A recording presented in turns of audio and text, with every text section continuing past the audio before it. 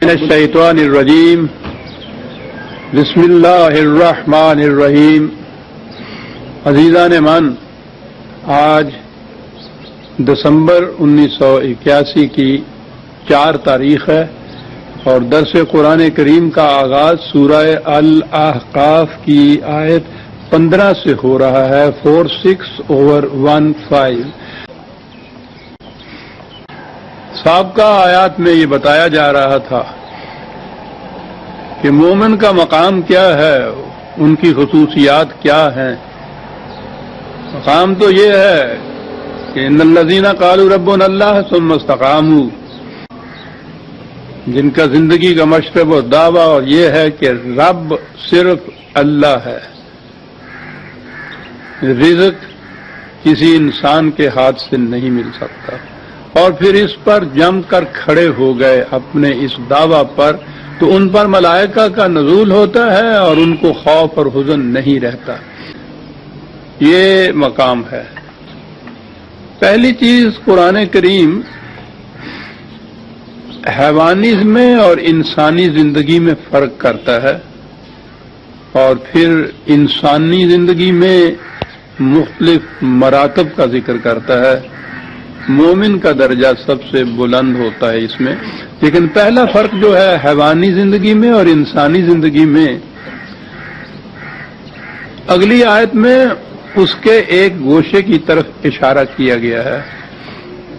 حیوانات کی زندگی میں بچہ پیدا ہوتا ہے تو ایک جبلی تقاضا ہوتا ہے، انسٹنکٹ کا ارج ہوتی ہے، جس کی روح سے وہ بچے کی ماں بچے کی پرورش کرتی ہے۔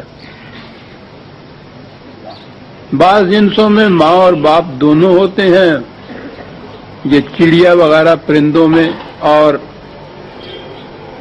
مویشیوں میں عام طور پہ ہم دیکھتے ہیں کہ ماں ہی بچے کی پرورش کرتی ہے۔ وہ بچے کی پرورش، جب وہ بچہ اپنی پرورش آپ کرنے کے قابل ہو جاتا ہے، بچے اور ماں کا تعلق منقطع ہو جاتا ہے، اس کے بعد وہ بچہ پہچانتا ہی نہیں ہے کہ یہ میری ماں تھی اور یہ میرا باپ تھا۔ انسانی زندگی میں بھی بچے کی پیدائش ہوتی ہے تو ماں باپ اس کی پرورش کرتے ہیں۔ حیوانی سطح کا تو یہ تقاضا ہے کہ جب وہ خود اپنی پرورش کرنے کے قابل ہو جائے تو پھر ان کا کوئی تعلق نہ رہے، لیکن انسانی زندگی یہاں سے مختلف ہو جاتی ہے۔ یہاں پہنچنے پر یہ کہا گیا انسان کو یا اولاد کو کہ وَوَصَّيْنَا الْإِنسَانَ بِوَالِدَيْهِ إِحْسَانًا، انسان سے ہم نے یہ کہا ہے کہ وہ اپنے ماں باپ کو فراموش نہ کرے، بڑھاپے میں ان کی جو کمیاں ہو گئی ہیں، ان میں ڈیفیشنسیز جو ہو گئی ہیں، ان کو پورا کرے۔ احسان کے معنی یہی ہوتے ہیں کہ جس میں کوئی کمی ہو جائے اس کمی کو پورا کر دیا جائے۔ قرآن کریم میں متعدد مقامات پہ والدین کے ساتھ احسان کا ذکر اور حکم آیا ہے، تاکید آئی ہے۔ کہیں یہ کہا گیا ہے کہ ان کے ساتھ نرمی سے برتاؤ کرو، درست کلامی پہ نہ اتراؤ۔ یہ ساری تاکید آپ دیکھتے ہیں کہ حیوانات میں اس کی ضرورت نہیں، وہاں نہیں ہوتی۔ یہ انسان کا درجہ ہے جہاں یہ چیز کہی گئی کہ وہ ماں باپ کے ساتھ حسن سلوک کرے، ان کی کمی کو پورا کرے، ان کو نرمی سے ان کے ساتھ پیش آئے، کیونکہ کہا کہ بڑھاپے میں پہنچ کر عقل اندھی ہو جاتی ہے، انسان کچھ چڑچڑا ہو جاتا ہے، اس کا مزاج کچھ مختلف ہو جاتا ہے، تو اس سے تنگ نہ پڑو، اس سے ان کو جھڑکو نہیں، ڈانٹ ڈپٹ نہ کرو، نہ ہی یہ ہے کہ ان سے بے رخی برتو، ان کی کمی کو پورا کرو، اس کو احسان کہتے ہیں۔ نرمی سے برتاؤ کرو، تو گویا یہ مقام انسانیت ہے، وَصَّيْنَا الْإِنسَانَ یہاں ہے۔ یہ یعنی یہ صرف مومنین کے لیے ہی حکم نہیں ہے، بلکہ کہا کہ انسانیت کا تقاضا یہ ہے کہ وہ حیوانی سطح پہ نہ اترے کہ ماں باپ اس کی پرورش تو کرتے رہیں، اور جب ماں باپ خود اس مقام پہ پہنچے کہ ان کی پرورش کی ضرورت ہو تو یہ ان کی طرف سے رخ موڑ لے، منہ موڑ لے۔ اس کا تقاضا یہ ہے کہ یہ پھر ان کی پرورش کرے۔ کما ہو ربیانی صغیرن، قرآن نے کہا ہے کہ انہوں نے بچپن میں جس طرح سے تمہاری نگہ برداشت کی تھی، پرورش کی تھی، تربیت کی تھی، ربوبیت کی تھی، اس عمر میں یہ خود اپنی ربوبیت کے قابل نہیں رہے ہیں تو ان کی اس کمی کو پورا کرو۔ تو گویا یہ انسانیت کا تقاضا بتایا۔ آپ دیکھیے کہ یہاں وسعین الانسان ہے، یہ اس میں مومن اور کافر کی بھی تمیز نہیں ہے، حیوان اور انسان کی تمیز ہے صرف۔ اس سے کہا یہ گیا ہے کہ ماں باپ کے ساتھ احسان کرے۔ ایک بات جو اکثر اس سے پہلے بھی کئی مرتبہ آ چکی ہے اور وہ یہ ہے کہ ہمارے ہاں جو عام عقیدہ ہے کہ ماں باپ کی اطاعت فرض ہے، یہ غلط ہے۔ قرآن نے کہیں ان کی اطاعت کو فرض قرار نہیں دیا، ان کے ساتھ اس نے سلوک کی ہی تاکید کی ہے، اور یہ بڑی اہم چیز ہے۔ بظاہر ایک یہ چھوٹا سا نقطہ ہے، لیکن یہ زندگی کے بڑے اہم اصولوں میں سے ایک بات ہے۔ میں نے جیسا کہا ہے کہ ہمارے ہاں بھی عام طور پہ یہ ہے کہ ماں باپ کی اطاعت فرض ہے، اور باقی مذاہب میں تو پوچھو نہیں کہ ماں باپ کی اطاعت کو، اطاعت میں زور دوں گا اس لفظ پہ، کتنی اہمیت دی گئی ہے۔ مہاراج رام چندر اس لیے اوتار خدا کے بن گئے کہ انہوں نے اپنے بوڑھے باپ کا ایک ایسا حکم مانا تھا جس کو باپ بھی ناجائز سمجھتا تھا، بیٹا بھی نامناسب سمجھتا تھا، لیکن چونکہ وہ باپ کا حکم تھا اس لیے انہوں نے اس باپ کے حکم کو مان لیا، راج پاٹ کو تیاگ کے بنواس اختیار کر لیا، اور ان کے دھرم کی روح سے یہ اتنا بڑا اہم ثواب کا کام تھا، اتنا بڑا اہم نیکی کا کام تھا کہ وہ مہاراج رام چندر رام اوتار ہو گیا خدا کا اس بنا پر کہ اس نے باپ کے ایک نامناسب حکم کی اطاعت کی تھی۔ اور دنیا کے ہر مذہب میں آپ دیکھیں گے کہ یہ جو اوبیڈینس، اطاعت ہے ماں باپ کی، اس کو فرض قرار دیا گیا ہے۔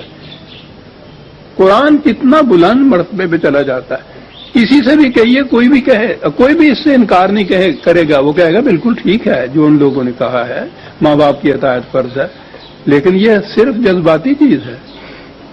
قرآن جذبات پہ نہیں اترتا، وہ حقائق کے اوپر اترتا ہے۔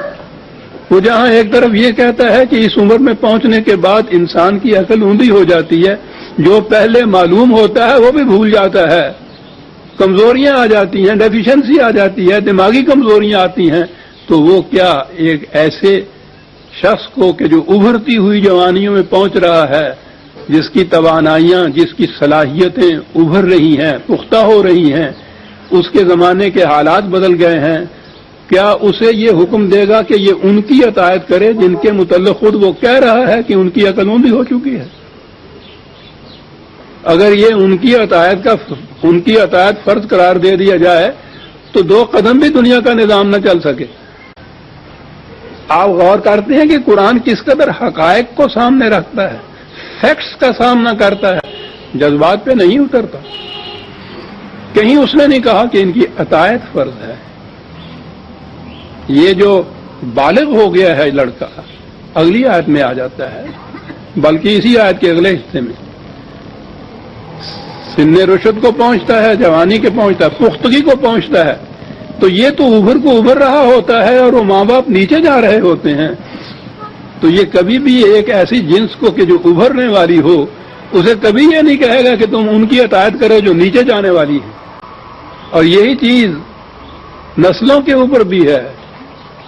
آنے والی نسل اپنے دور کی جو ہے وہ اس کو کبھی یہ نہیں کہتا کہ تم جو چلی گئی ہے نسل جن کو اسلاف کہتے ہیں ان کی اطاعت اور ان کی پیروی کیا کرو، کہتا اپنے حالات آپ خود سامنے رکھو، عقل و فکر سے کام لو۔ قرآن نے گائیڈینس کے لیے رہنمائی تمہیں دے دی ہے، اس رہنمائی میں اپنے قدموں سے آپ چلو، اپنی آنکھوں سے آپ دیکھو۔ تو یہ چیز جو ہے، یعنی قرآن کے تو ایک چھوٹے چھوٹے احکام بھی جو ہیں وہ انفرادیت پیدا کر دیتے ہیں، منفرد بنا دیتے ہیں اس کی تعلیم کو باقی دوسرے مذاہب کی تعلیم سے۔ یہ فیکٹس کو سامنے رکھتا ہے، اس نے کہیں نہیں کہا کہ ماں باپ کی عطایت فرض ہے۔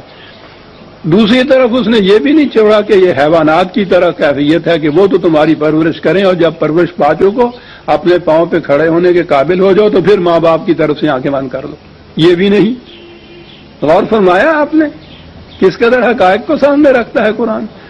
حیوانات سے اس کو منفرد کیا کہ نہیں، ماں باپ ہیں، جب وہ اپنی پرورش کے آپ قابل نہ رہیں، بڑھاپے میں پہنچیں، کمزوریاں ان میں آ جائیں، ان کی کمزوریوں کو رفع کرو، نرمی سے ان کے ساتھ پیش آؤ، حسن سلوک سے ان کے ساتھ پیش آؤ۔ اور ادھر یہ بھی نہیں کہا ہے کہ ان کی عطایت تم پر فرض ہے، اپنے فیصلے آپ کرو، تم بہتر پوزیشن میں ہو ان کے مقابلے میں اپنے فیصلے کرنے کے لیے۔ آپ ذرا ادھر ادھر نگاہ دوڑا کے دیکھیے کہ اس غلط مفروضے نے کہ ماں باپ کی اطاعت فرض ہے، یعنی جو کچھ وہ کہیں وہ کرنا خدا کے حکم کی روح سے فرض ہے، معاشرے میں کتنی تباہیاں پیدا کرتا ہے۔ تو ماں حکم دیتی ہے کہ ابھی طلاق دے دو، نکال دو اس بیوی کو، اس نے میرے حق میں گستاخی کی تھی، سر عطایت فرض ہے۔ بیسیوں معاملات کے اندر آپ دیکھیں گے عطایت فرض کے غلط مفروضے کے ماتحت کتنی تباہیاں آتی ہیں گھروں کے اندر اور معاشرے کے اندر۔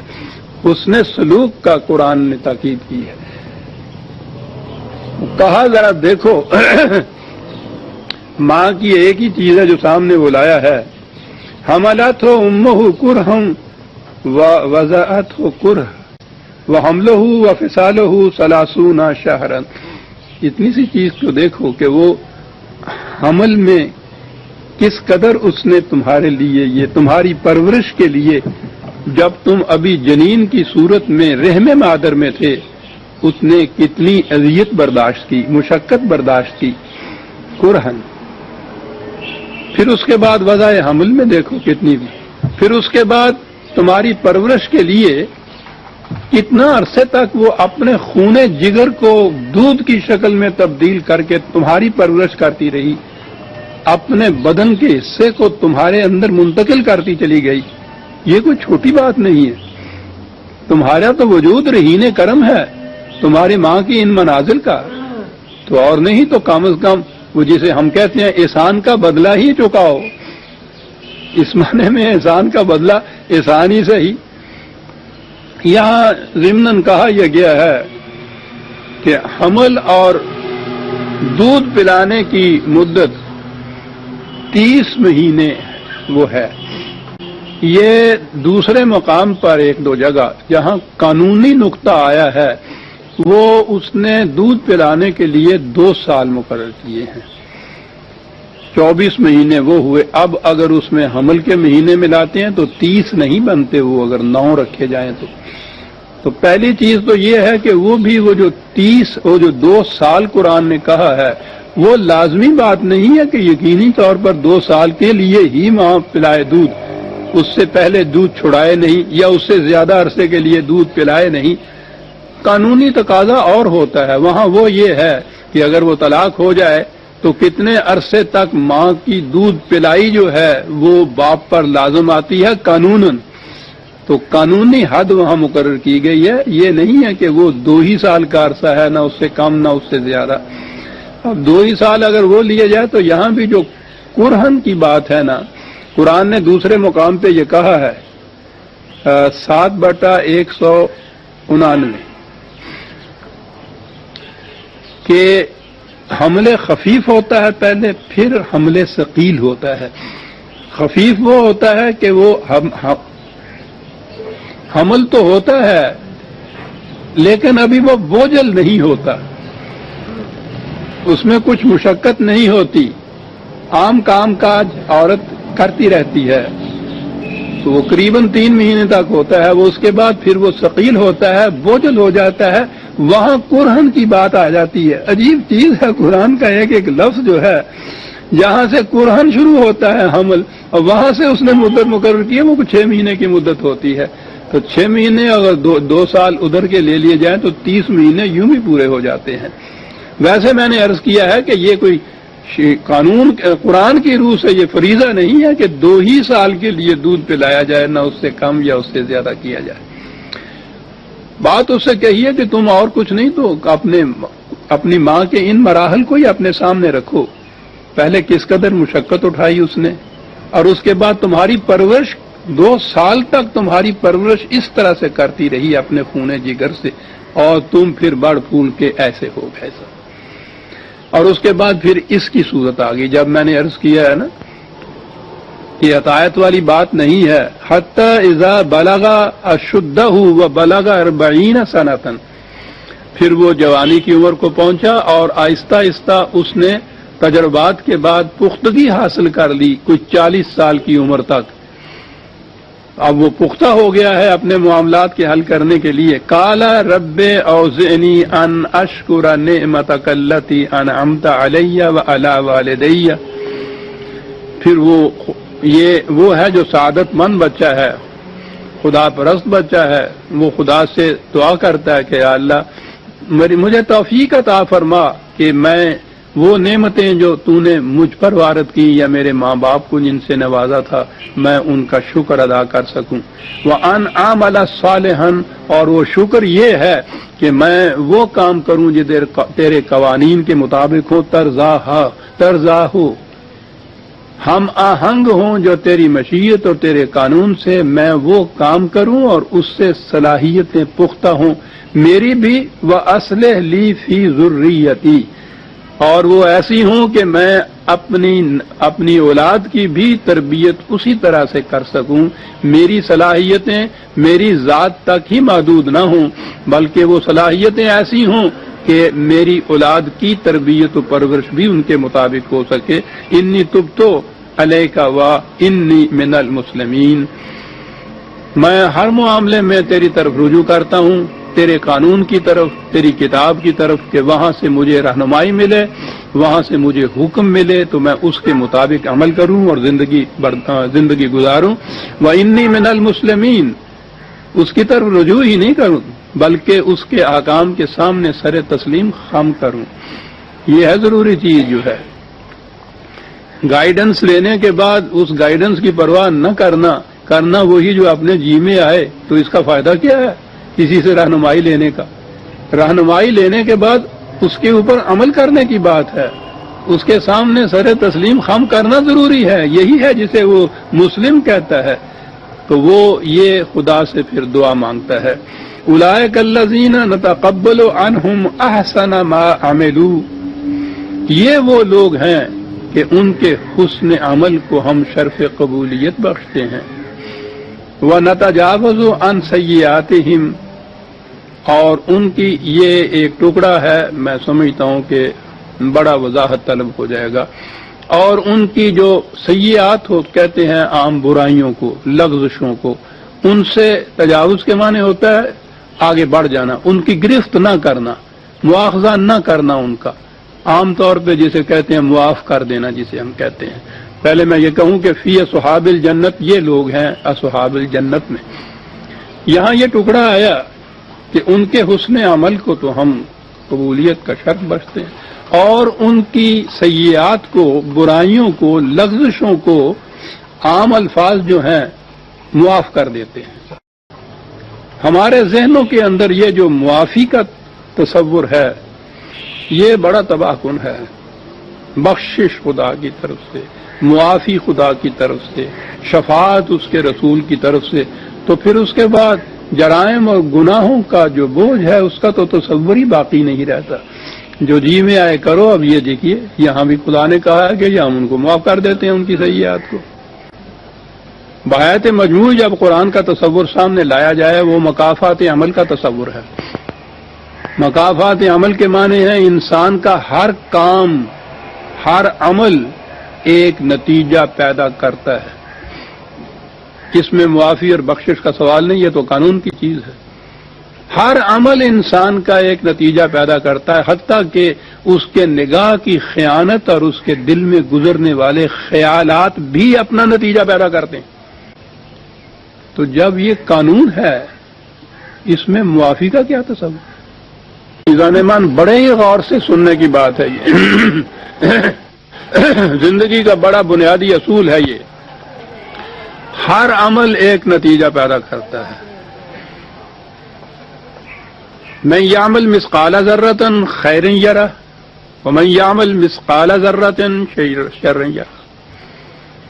عمل خیر کا ایک ایک ذرہ وہ بھی اس کے سامنے آ جائے گا، عمل شر کا ایک ایک ذرہ وہ بھی اس کے سامنے آ جائے گا. تو یہ تو سامنے آ جائیں گے، تو اس میں پھر بعض سے تجاوز کر جانا یا جس سے نظر انداز کر دینا، اس کو بغیر مواخذے کے آگے بڑھ جانا، یہ دو چیزیں تو آپس میں ملتی نہیں ہیں. کیا چیز ہے یہ؟ بڑی اہم چیز ہے یہ. نظام کائنات قانون ارتقاء کی روح سے جاری و ساری ہے. ارتقاء کے معنی یہ ہیں کہ ہر چیز اپنے نقطۂ آغاز سے آگے بڑھتی ہے، مختلف منازل میں سے گزرتی ہوئی آگے چلی جاتی ہے. ہر منزل میں اس کا ٹکراؤ ہوتا ہے تخریبی قوتوں کے ساتھ.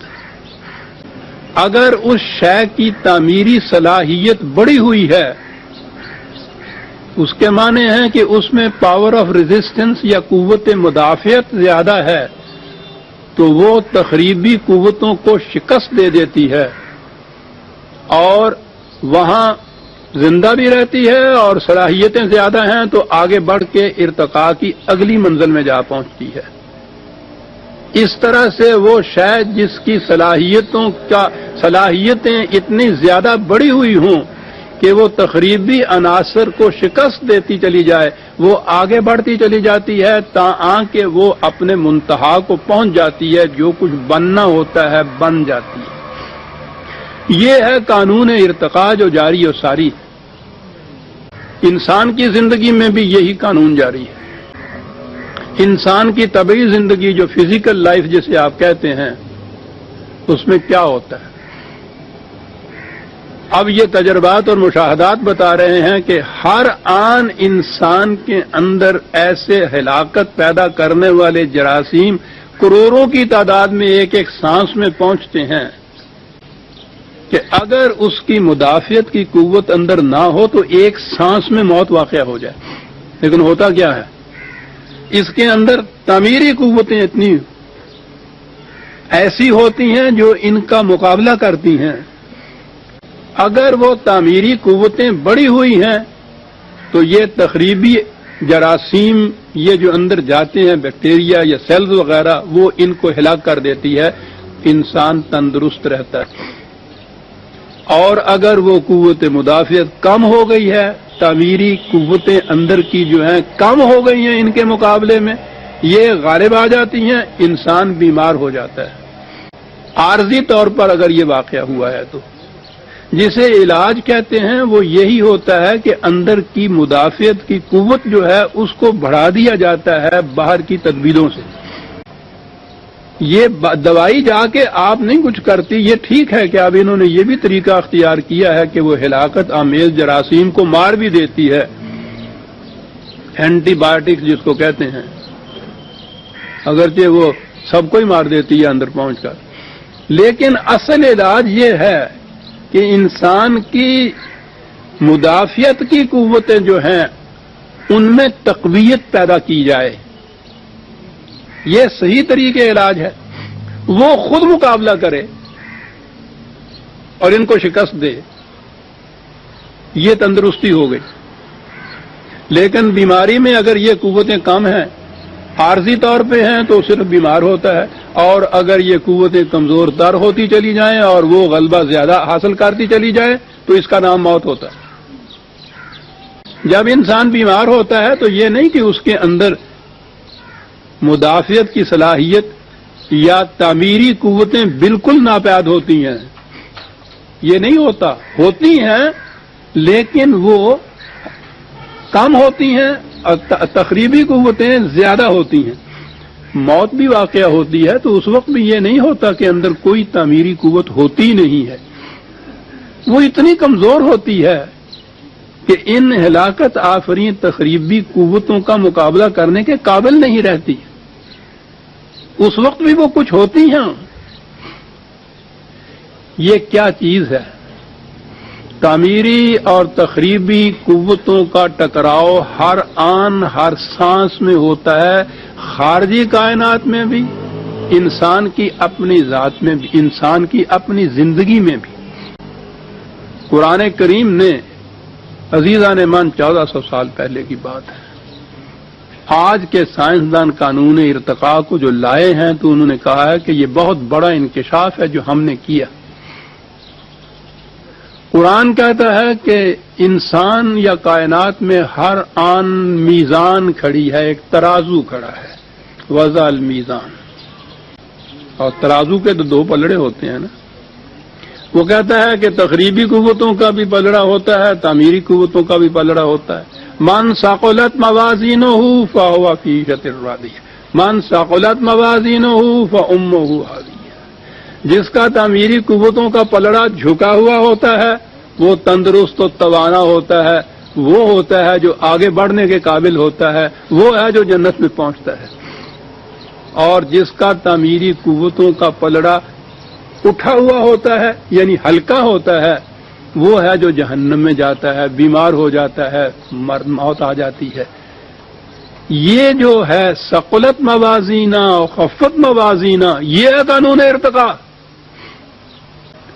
یہ نہیں کہ جس کا تعمیری قوتوں کا پلڑا جھکا ہوا ہوتا ہے، تخریبی قوتوں کی یا برائیوں کی کوئی ایک رمق بھی اس میں نہیں ہوتی، وہ ہوتی ہے لیکن یہ جو ہے یہ زیادہ ہوتی ہیں، قوت والی ہوتی ہیں، وہ ان کو شکست دیتی ہیں۔ یہ جو ہے موازین کی بات قرآن نے کہی عزیزان من۔ میں ذرا ایک قدم آگے بڑھ جاؤں۔ جس طرح انسان کی جسم کی کیفیت ہے، انسان تو صرف اس کی جسم سے عبارت نہیں ہے، جسم کے علاوہ ایک اور چیز بھی ہے جسے انسان کی ذات یا اس کا نفس کہا جاتا ہے۔ یہ جسم تو اسی زندگی تک ہے، اصل مقصود انسان کا اسی قانون ارتقاء میں اس کی ذات کی نشو و نما اور پرورش بھی ہے۔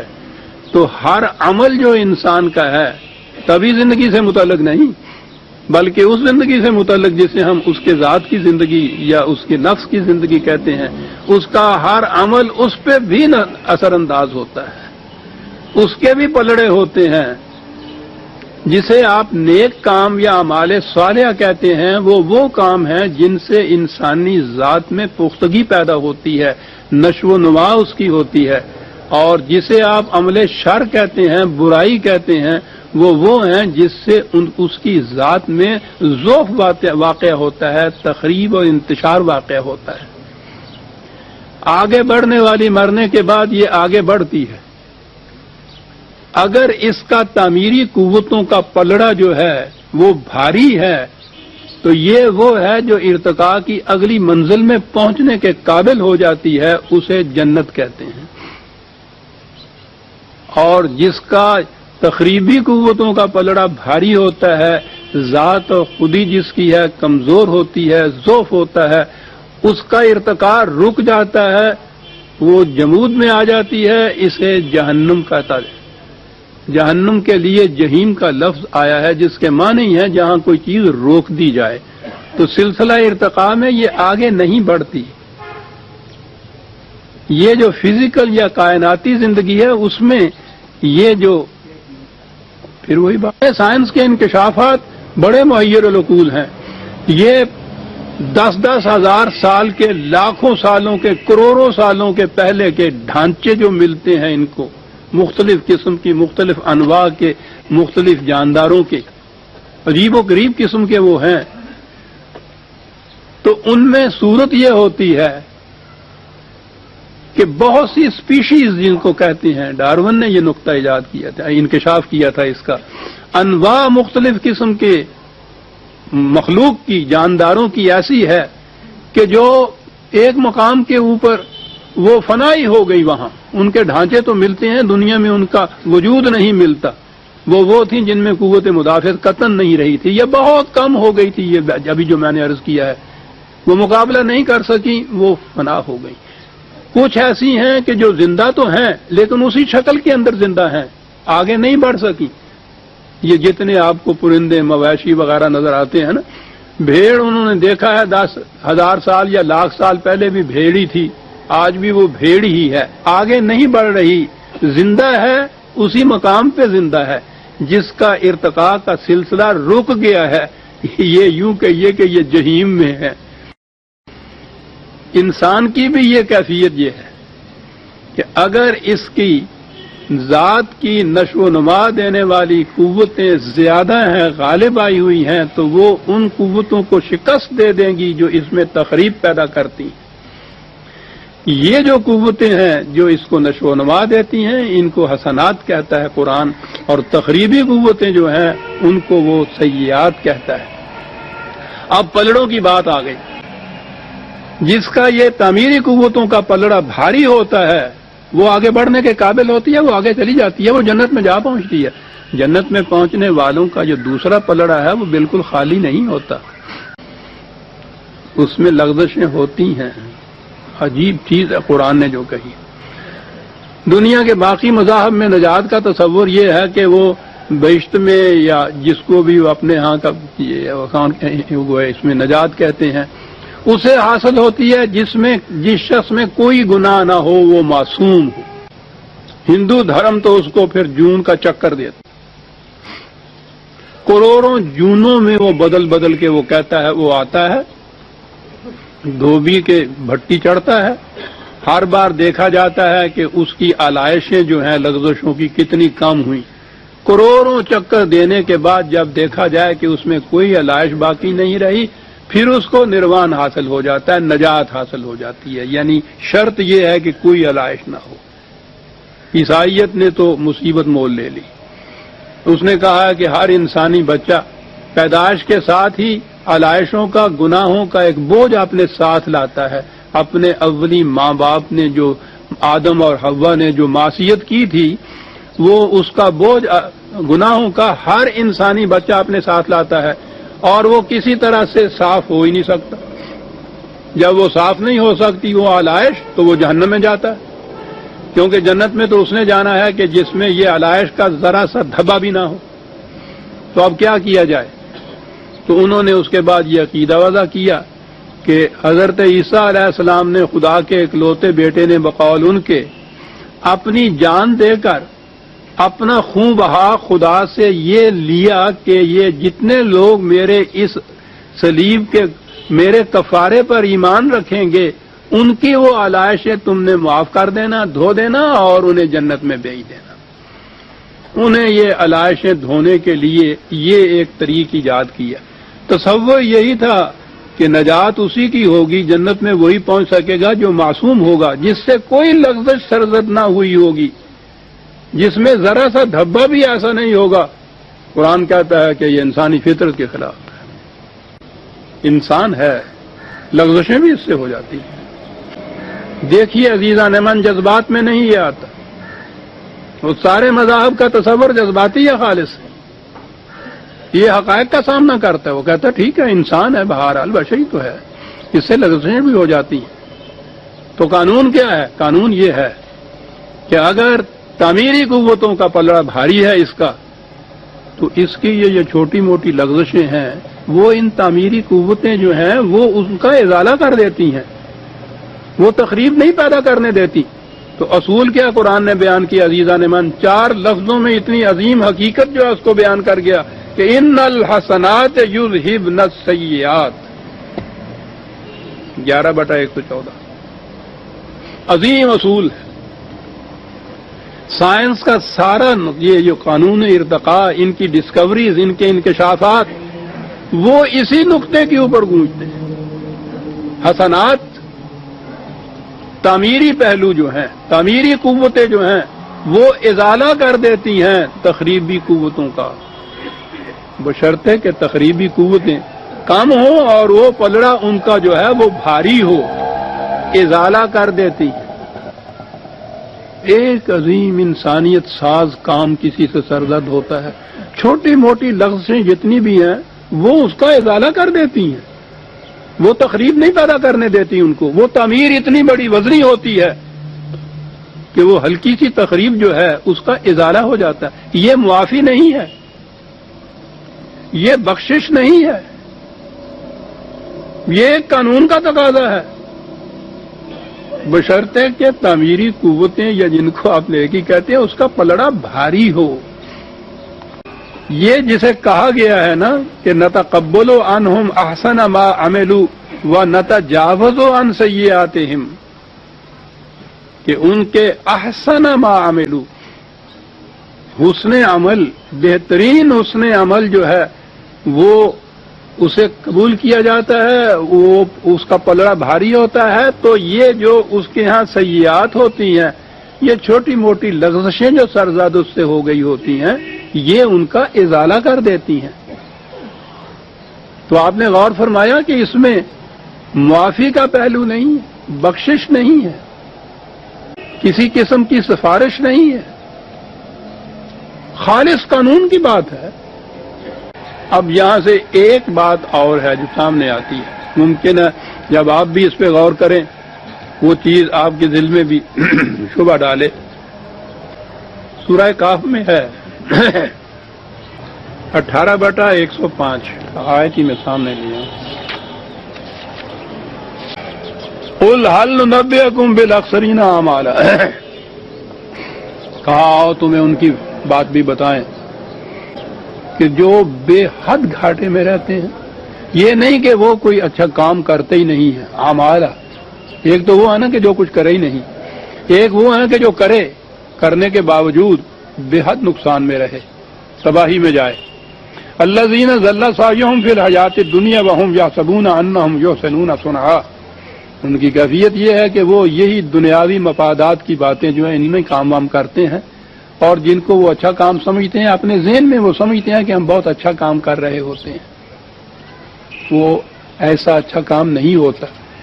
بات اگلی ہے، اولئک الذین کفروا بآیات ربہم ولقائہ، وہ قانون مکافات عمل سے انکار کرتے ہیں، اس زندگی کے بعد کی زندگی جو ہے اس پہ ایمان نہیں رکھتے، وہ یہاں کی زندگی کوئی منتہا سمجھتے ہیں۔ کہا فحبطت اعمالہم، اعمال ان کے رائے گاں چلے جاتے ہیں۔ فلا نقیم لہم یوم القیامت وزنا، ان کے لیے میزان بھی کھڑی نہیں کی جائے گی ان کا عمل تولنے کے لیے۔ یہاں ذہن میں آیا، ایک شک پیدا ہوا کہ یہ تو تضاد ہے، من یعمل مثقال ذرۃ خیرا یرا ومن یعمل مثقال ذرۃ شرا یرا، وہ تو کہتا میزان کھڑی ہوگی، ذرہ ذرہ اس کے اندر تولے گا۔ یہاں کہا ہے کہ ان کے لیے میزان کھڑی کرنے کی بھی ضرورت نہیں پڑے گی۔ یہ کون ہے؟ حبطت اعمالہم، ان کے کام رائے گاں چلے جائیں گے۔ ایک تو رائے گاں جانا یہ ہے کہ تقریبی پلڑا جو ہے بچنا بھاری ہو جائے، کہ وہ تعمیری کام جو کچھ تھوڑے بہت کیے ہوئے ہیں وہ کچھ وزن ہی نہ رکھے۔ لیکن یہ چیز کہ ان کے لیے میزان ہی کھڑی نہیں کی جائے گی، بڑا غور طلب ہے۔ تو پھر ذرہ ذرہ سامنے کیسے آئے گا؟ نہیں کھڑی کی جاتی میزان۔ دو مثالوں سے بات سمجھ میں آئے گی۔ ایک تو اسکولوں اور کالجوں کے لڑکوں کا امتحان، اس میں ایک تو کمپلسری سبجیکٹ ہوتا ہے، لازمی مضمون، اور کچھ اختیاری مضمون ہوتے ہیں۔ جس طالب علم کا پرچہ لازمی مضمون کا ایسا ہو کہ وہ اس میں فیل ہو جائیں، اس کے باقی پرچے دیکھے ہی نہیں جاتے۔ پاس ہونے کے لیے پاس مارکس ہوتے ہیں، اور وہ ہوتے ہیں اسی قانون ارتقاء یا قرآن کے یہ ثقلت موازین اور خفت کر 60% پاس مارکس۔ جس نے 60% لیے ہیں، 40% غلطیاں بھی تو ہیں نا اس کی، اس کو کلاس میں پروموشن دے دی جاتی ہے، اگلی کلاس میں اس کو چڑھا دیا جاتا ہے۔ کیوں؟ اس کا جو اعمال صالحہ کا پلڑا تھا 60%، اس نے ازالہ کر دیا ہے اس کے 40% غلطیوں کا۔ وہ اس قابل سمجھا جاتا ہے کہ آگے اس کو چڑھا دیا جائے کلاس میں۔ لیکن اگر وہ کمپلسری سبجیکٹ میں فیل ہو گیا ہے تو اس کے باقی پرچے دیکھے ہی نہیں جاتے۔ اولئک حبطت اعمالہم، رائے گاں گئی اس کی ساری محنت۔ فلا نقیم لہم یوم القیامت وزنا، اس کے لیے میزان ہی کھڑی نہیں کی جائے گی کیونکہ کمپلسری سبجیکٹ میں فیل ہو گیا ہے یہ۔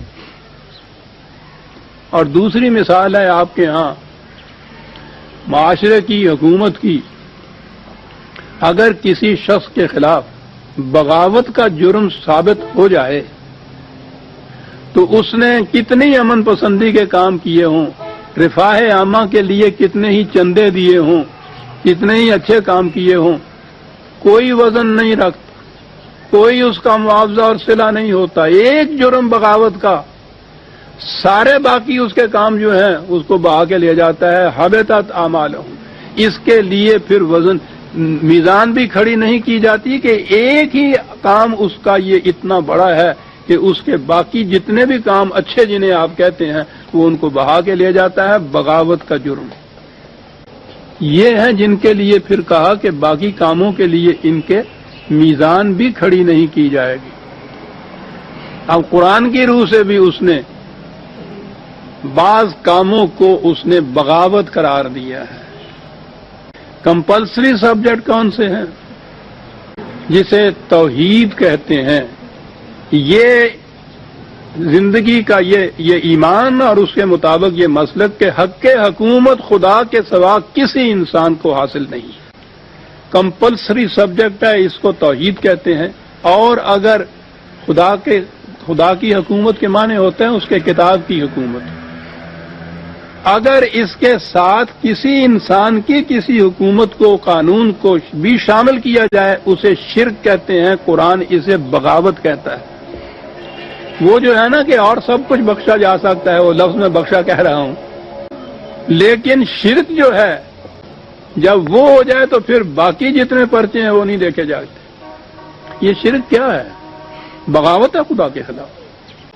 ایمان یا توحید یہ ہے کہ خالصتاً کتاب خداوندی کی حکومت قائم ہو، اس میں کسی انسان کے قانون کا کوئی ذرہ شامل نہ ہو. شامل ہوا تو شرک ہوا، شرک ہوا بغاوت کا جرم ثابت ہو گیا.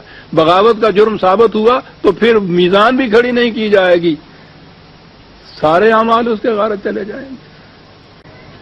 آپ نے غور فرمایا کہ یہ کیا اصول قرآن نے بیان کیا ہے؟ ایسا اصول بیان کیا عزیزان من، قانون ہے اٹل.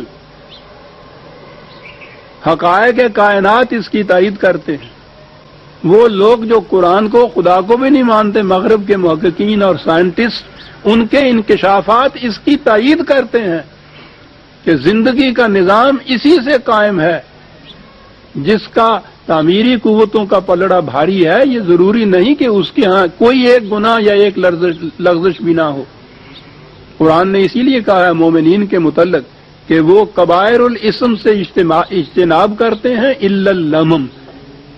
کچھ ایسی چھوٹی موٹی لغزشیں جس کو آپ ملامت والی بات کہتے ہیں یہ ان سے بھی سرزد ہو جاتی ہیں، لیکن حسنات کا ان کا پلڑا اتنا بھاری ہوتا ہے، انہوں نے 60% مارکس حاصل کر لیے ہوئے ہوتے ہیں کہ وہ جو ان کا تقریبی قوتوں کا پلڑا ہے وہ اس کا ازالہ کر دیتی ہیں. دیکھو نا، ان الحسنات یذہبن السیئات، حسنات کی بہتات جو ہے وہ ان لغزشوں کا ازالہ کر دیتی ہے.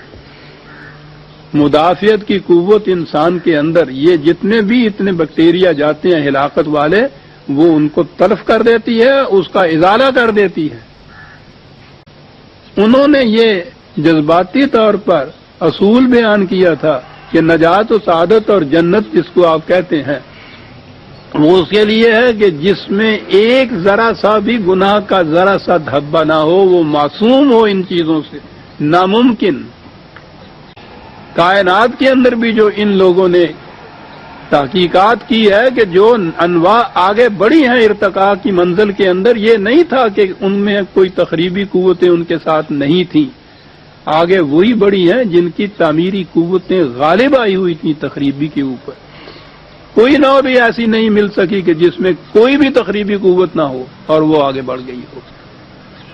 یہ شرط ہی ایسی ہے جو پوری نہیں کی جا سکتی. قرآن نے حقائق کو سامنے رکھ کے نجات و سعادت کا قانون مہیا کیا. عزیزان مان، جس کا من ثقلت موازینہ فہو فی عیشۃ راضیہ، من خفت موازینہ فامہ ہاویہ. اور اس میزان میں یہ دیکھ لیا کہ سب سے پہلے دیکھا یہ جائے گا کہ بغاوت تو نہیں ہے، شرک تو نہیں ہے، اور اگر یہ ہے تو پھر یہ قرآن نے یہ کہا تھا نا کہ وَهُمْ يَحْسَبُونَ أَنَّهُمْ يُحْسِنُونَ صُنْعًا، یہ لوگ بظام خیر یہ سمجھیں گے کہ ہم تو بڑے نیک کام کرتے ہیں، اس غلط فہمی میں مبتلا رہیں گے۔ وہ کہا خدا سے تو بغاوت کریں گے اور اپنے ذہن میں یہ سمجھیں گے کہ ہم بڑا نیک کام کر رہے ہیں۔ بڑا غور طلب ہے یہ مسئلہ عزیزان میں، کہ بغاوت ہو خدا سے، حق حکومت انسانوں کو دے دیا ہو، شرک کا ارتکاب ہو رہا ہو، اور یہ سمجھ رہے ہوں کہ ہم نماز روزہ حج زکوٰۃ وغیرہ جو ہیں یہ بڑے بڑے بھائی نیک کام کر رہے ہیں ہم، اور وہ ایک ایک نیکی، ایک ایک قرآن کے لفظ کی تلاوت کا ثواب 300 نیکیاں یا کتنی نیکیاں 30 نیکیاں اپنے ذہن میں سمجھنے کہ انبار کھڑا ہو رہا ہے ہمارا، وہ پلڑا جو ہے اس میں اتنا کچھ ہو رہا ہے۔ وہ کہتا ہے کہ وہ یحسبون انہم یحسنون صنعا، اپنے آپ کو اس غلط فہمی میں رکھیں گے کہ ہم تو بڑے نیک کام کر رہے ہیں، حالانکہ خدا کی بغاوت کے سامنے یہ نیک کام کوئی حیثیت نہیں رکھتے۔ تو پہلی شرط یہ ہے کہ کمپلسری پیپر جو ہے اس میں پاس مارکس لیے ہوں، پھر وہ جو اختیاری مضامین کے پرچے جو ہیں ان کے نمبر جو ہیں وہ ایڈیشن اس میں کر دیتے ہیں، اس کا وہ کیا کہتے ہیں جی گریڈ ہوتا ہے، وہ فرسٹ نہیں ڈویژن، اس کی ڈویژن مرتب کرتا ہے، لکل درجات مما عملوا، یہ مارکس اس میں ایڈ ہو جاتے ہیں تو ڈویژن تو بڑھ جاتی ہے اس کی۔ لیکن اگر کمپلسری سبجیکٹ میں فیل ہوا ہوتا ہے تو نہ کمپلسری کے نمبر ملتے ہیں نہ یہ آپشنل کے نمبر ملتے ہیں۔ لا نقیم لہم یوم القیامت وزنا، ان کے لیے میزان ہی کھڑی نہیں کی جائے گی۔ عزیزان من، قرآن ہے، افسانے نہیں ہیں، ذہن انسانی کے جذبات نہیں ہیں، یہاں بخشش اور معافی کا کوئی سوال نہیں ہے، ایک ایک عمل اپنا نتیجہ پیدا کرتا ہے۔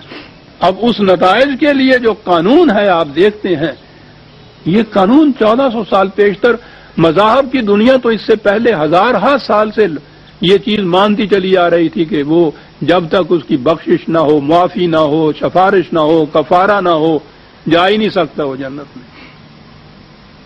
اس نے یہ بات بتائی کہ نہیں، یہ قانون فطرت کے خلاف ہے یہ چیز۔